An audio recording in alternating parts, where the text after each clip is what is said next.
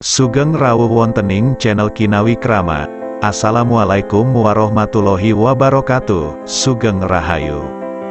Pada kesempatan yang baik ini tak lupa saya senantiasa selalu mendoakan sedulur semua.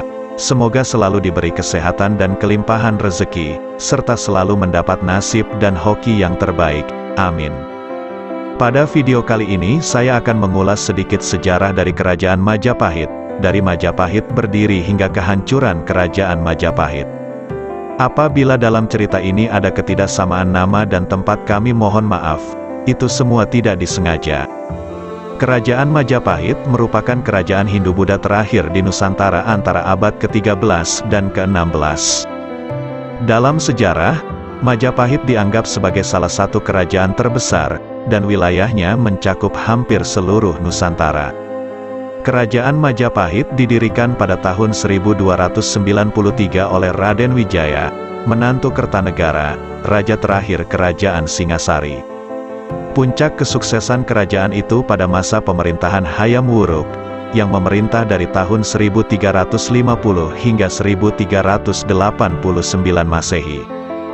Di bawah pemerintahan Hayam Wuruk, Majapahit berhasil menaklukkan Sumatera, Semenanjung Malaya, Kalimantan, Sulawesi, Nusa Tenggara, Maluku, Papua, Tumasik atau Singapura saat ini dan beberapa pulau Filipina.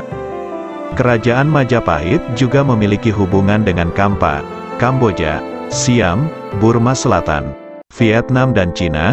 Sumber sejarah Kerajaan Majapahit dapat ditemukan dalam Kitab Negara Kertagama, Pararaton, Kitab Kidung, Prasasti dan Berita Cina.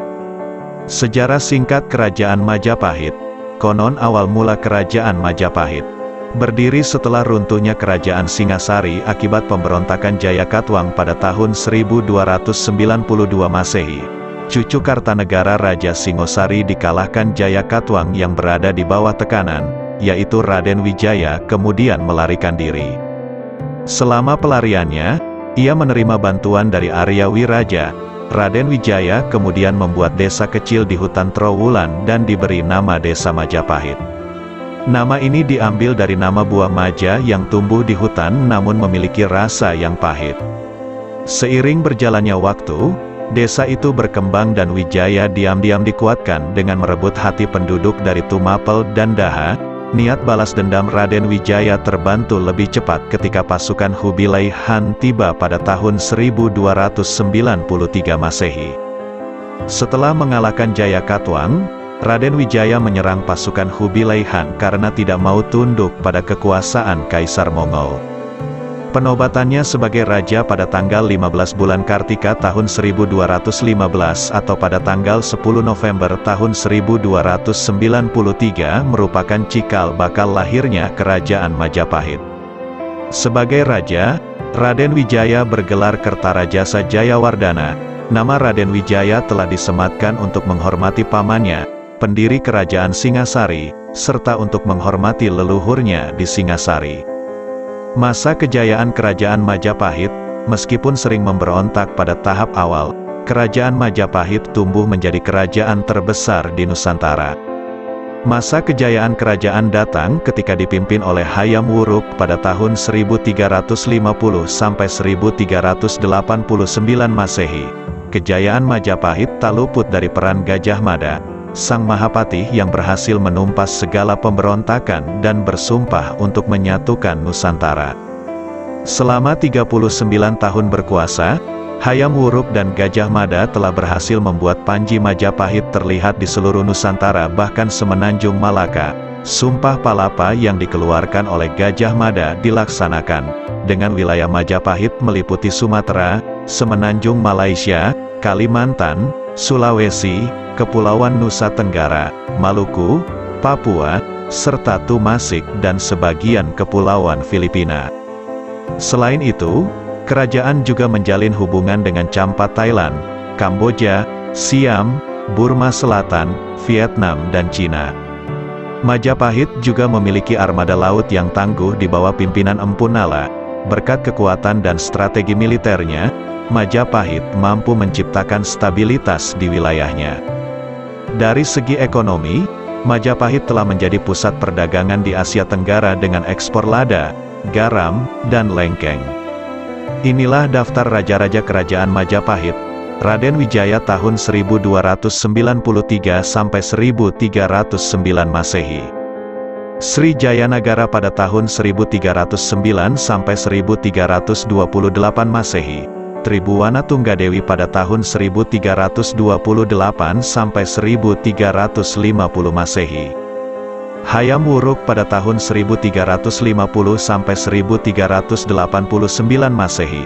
Wikramawardhana pada tahun 1389 sampai 1429 Masehi. Dia Ayu Kencana Wungu pada tahun 1429 sampai 1447 Masehi. Prabu Brawijaya I pada tahun 1447 sampai 1451 Masehi. Prabu Brawijaya II pada tahun 1451 sampai 1453 Masehi. Prabu Brawijaya III pada tahun 1456 sampai 1466 Masehi. Prabu Brawijaya IV pada tahun 1466 sampai 1468 Masehi. Prabu Brawijaya V pada tahun 1468 sampai 1478 Masehi. Prabu Brawijaya VI pada tahun 1478 sampai 1489 Masehi. Prabu Brawijaya VII pada tahun 1489 sampai 1527 Masehi. Pusat Kerajaan Majapahit. Sebagai kerajaan besar saat itu, Majapahit tercatat telah 3 kali pindah pusat pemerintahan. Ketiga pusat pemerintahan tetap berada di wilayah Jawa Timur. 1. Mojokerto, pusat pemerintahan atau ibu kota kerajaan Majapahit yang pertama terletak di kota Mojokerto. Saat itu ibu kota diperintah oleh Raja pertama, diyakini Kertarajasa Jayawardhana atau Raden Wijaya. Lokasi pusat pemerintahan tersebut konon berada di tepi Sungai Brantas. 2. Trowulan, pusat pemerintahan kemudian berpindah mengikuti masa kepemimpinan Sri Jayanegara, Raja kedua kerajaan Majapahit. Jayanegara memindahkan pusat pemerintahan ke Trowulan. Pada masa itu, kota tersebut berjarak 12 km dari Mojokerto. Pusat pemerintahan di Trowulan berjalan cukup lama. 3. Daha atau disebut Kediri saat ini merupakan kota ketiga dari pusat pemerintahan kerajaan Majapahit. Kepindahan pusat pemerintahan Majapahit ke Daha berkaitan erat dengan masalah internal di kerajaan dan ancaman dari kerajaan Islam, Kerajaan Demak yang merupakan kerajaan Islam pertama di Pulau Jawa. Runtuhnya kerajaan Majapahit, Majapahit mulai mengalami kemunduran setelah wafatnya Gajah Mada dan Hayam Wuruk. Sejak saat itu, para penerusnya tidak ada yang hebat dalam mengelola luasnya kekuasaan Majapahit. Selain itu, terdapat beberapa faktor yang mendorong runtuhnya kerajaan Majapahit. Di antaranya, banyak wilayah yang melepaskan diri, terdapat konflik perebutan tahta, meletusnya perang Paregrek dan semakin berkembangnya pengaruh Islam di Jawa. Kekuasaan kerajaan Majapahit benar-benar berakhir pada tahun 1527. Setelah ditaklukkan oleh pasukan Sultan Trenggana dari Kesultanan Demak. Sejak saat itu, wilayahnya yang tersisa diambil alih oleh Kesultanan Demak. Peninggalan kerajaan Majapahit meski telah runtuh beberapa abad lalu, hingga kini masyarakat modern tetap dapat menyaksikan sisa-sisa peninggalan kerajaan Majapahit. Saksi bisu kejayaan Majapahit muncul dalam berbagai rupa seperti situs, candi, kitab, dan arsitektur. Di situs Trowulan, sebagai salah satu pusat pemerintahan, kerajaan Majapahit banyak meninggalkan warisannya seperti Prasasti Wurer, Kudadu, Sukamerta, Balawi, Prapancasapura, Parung, Canggu, Biluluk, Karang Bogem, dan Katiden.